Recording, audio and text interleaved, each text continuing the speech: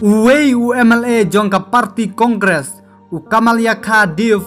Purkayastha Hakasngi Baar jongka tayew ulasyong hajan trading hakmat ka yingsa jong lampang ka ying darbar thawan ka jala Assam ubis wajid daimari palat da ki kenta utei UMLA ulabut ye gijing bata jong lampang ka ying darbar thawan jong ka jala Assam ubal ajing mut ban syong hagi trading ban laj ne gijing kiu jong ka bai boarding electric kum hakine kipor bajur bha ka jingshit ka balasar ye ka jala hakine ki khendiat sngi ki baladam hakabai kran sigilat pathai gubor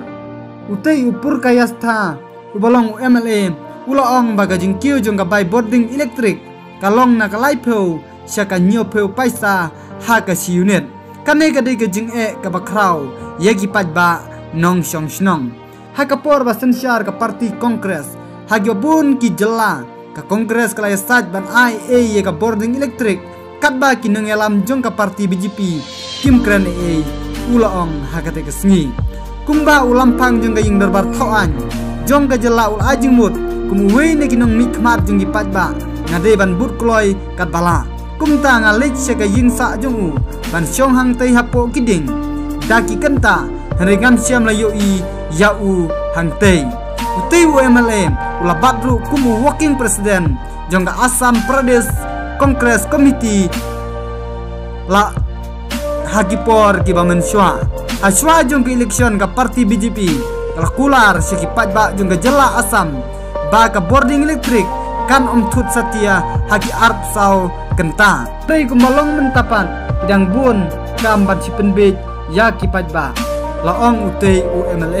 UMLA junga kongres ula shim ya kane galenti hadin ulampang junga ying darbar thawan junga jala Assam biswajid daimari ulaong baka bai boarding electric kalakiu wat gipajba kidi ban penduna ya kijing penunkam ban pengkai ya kapisa ban siu bai boarding baro ngide ban syong